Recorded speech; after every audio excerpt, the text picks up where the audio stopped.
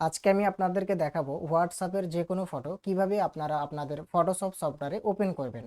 অনেক সময় দেখা যায় কোনো একটা কাস্টমার আসলো, এসে বলল হোয়াটসঅ্যাপে ওই ফটোটা পাঠিয়ে দেয়, তারপর বলে যে এই ফটোটা আমাকে বার করে দিতে। তখন আমরা হোয়াটসঅ্যাপ থেকে ওই ফটোটা ডাউনলোড করি। ডাউনলোড করার পর যখন আমরা ফটোশপে ওই ফটোটা নিয়ে যেতে চাই তখন যায় না, একটা প্রবলেম আসে। তো আজকে আমি আপনাদেরকে দেখাবো কিভাবে আপনি হোয়াটসঅ্যাপের ফটো, যে কোনো ফটো ফটোশপ সফটওয়্যারে ওপেন করবেন। তাই দেখার জন্য, শেখার জন্য ভিডিওটা আমার প্রথম থেকে শেষ পর্যন্ত দেখতে থাকুন। আপনি অনেক ক্লিয়ার ও সহজভাবে বুঝে যাবেন। তো চলুন আজকের ভিডিওটা শুরু করা যাক।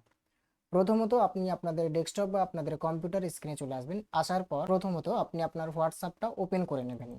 হোয়াটসঅ্যাপটা যখন ওপেন হয়ে যাবে, যে পাঠাবে আপনাকে তার প্রোফাইলটা ওপেন করবেন। হোয়াটসঅ্যাপে যে ব্যক্তি আপনাকে ফটোটা পাঠাবে তার প্রোফাইলটা আপনি আপনার কম্পিউটার হোয়াটসঅ্যাপ থেকে ওপেন করবেন।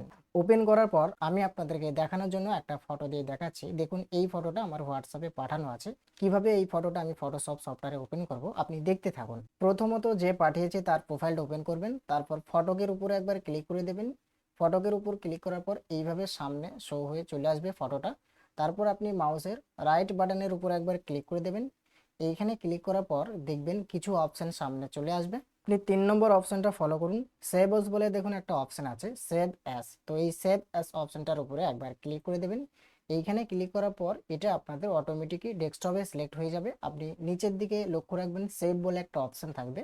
এই সেভ অপশনটার উপরে যদি আপনি একবার ক্লিক করে দেন তাহলে আপনার ফটোটা আপনার ডেস্কটপে চলে যাবে। দেখুন আমি এখান থেকে ক্লোজ করে দিচ্ছি। আমার এই ফটোটা দেখুন এখানে চলে এসছে, দেখতে পাচ্ছেন অবশ্যই। আমি হোয়াটসঅ্যাপ থেকে যে ফটোটা এখন ডাউনলোড করলাম সেটা আমার এখানে চলে এসছে। এবার আমি আপনাদেরকে দেখাই আমাদের হোয়াটসঅ্যাপে ডাউনলোড করা ফটোটা যখন আমরা ফটোশপে ওপেন করি তখন কি প্রবলেম আসে। তার জন্য এই ফটোটাকে প্রথমত আমি আমার ফটোশপে নিয়ে যাব, যার জন্য এই ফটোকের উপরে রাইট বাটন মানে মাউসের রাইট বাটনের উপরে একবার ক্লিক করে দিলাম। এইখানে ক্লিক করার পর অনেক অপশন চলে এসছে।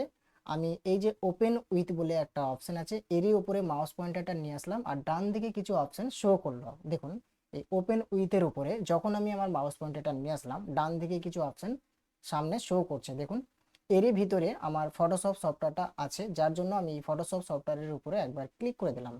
এইখানে ক্লিক করার পর আমাদের যে প্রবলেমটা আসে বা আমাদের যে প্রবলেমটা হয় সেটা আপনি খুব সহজেই দেখতে পাবেন। দেখুন এখানে এই যে কুল্ড নট ওপেন যে অনেক লেখা এসছে, এর ভিতরে একটা ক্লোজ চিহ্নের আইকন আছে, তার মানে এখানে এই ফটোটা ওপেন হবে না, তাই না?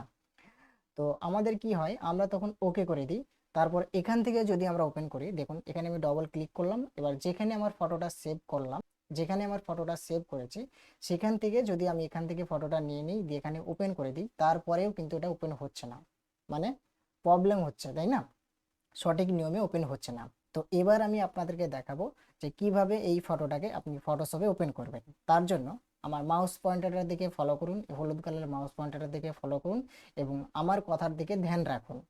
দেখুন প্রথমত এই ফটকের উপরে একবার মাউসের রাইট বাটনের উপরে একবার ক্লিক করে দিলাম। এখানে ক্লিক করার পর এখানে অনেকগুলো অপশন চলে এসছে, তাই না? তো আপনাকে যে অপশনটায় ক্লিক করতে হবে, দেখুন আবারও এই যে ওপেন উইথ লেখা আছে এরই উপরে মাউস পয়েন্টারটা নিয়ে আসবেন। এখানে ক্লিক করতে হবে না, এর উপরে মাউস পয়েন্টারটা নিয়ে আসবেন দিয়ে ডান সাইডে ফলো করবেন, কিছু অপশন সামনে শো করবে। তো আপনাকে যে অপশনটায় ক্লিক করতে হবে এইভাবে আপনি আপনার মাউস এই সাইডে নিয়ে আসবেন। নিয়ে আসার পর দেখবেন প্যান্ট বলে একটা সফটওয়্যার আছে, এই প্যান্ট সফটওয়্যারের উপরে একবার ক্লিক করবেন। বুঝতে পারলেন অবশ্যই, আরেকবার আপনাকে আমি বোঝাচ্ছি আপনি ক্লিয়ারভাবে যাতে বুঝতে পারেন সেই মতোই আপনাদেরকে আমি দেখাচ্ছি, ঠিক আছে? প্রথমত যে ফটোটা আপনি আপনার ফটোশপে ওপেন করবেন সেই ফটোকের উপরে আপনার মাউসের রাইট বাটনের উপরে একবার ক্লিক করে দেবেন, মানে মাউসের ডান দিকে যে সুইচটা আছে ওই সুইচের উপরে একবার ক্লিক করবেন। এইখানে ক্লিক করার পর অনেক অপশন চলে আসবে। এরই ভিতরে দেখবেন ওপেন উইথ বলে একটা অপশন থাকবে। ওপেন উইথের উপরে মাউস পয়েন্টারটা নিয়ে আসলে ডান দিকে কিছু অপশন শো করবে। এরই ভিতরে দেখবেন প্যান্ট বলে একটা সফটওয়্যার থাকবে। এই প্যান্ট সফটওয়্যারের উপরে একবার ক্লিক করবেন।